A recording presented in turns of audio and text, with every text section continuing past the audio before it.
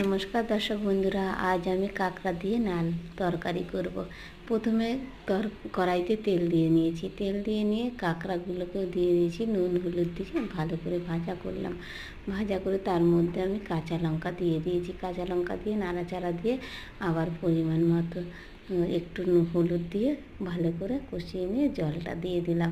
জলটা দিয়ে দিলে তার মধ্যে একটু নুনও দিয়ে দিলাম। পরিমাণ মতো নুনটা দেওয়ার পরে ফুটে উঠলো, কাঁকড়াটা খানিকক্ষণ ফুটলো 10 মিনিট মতো।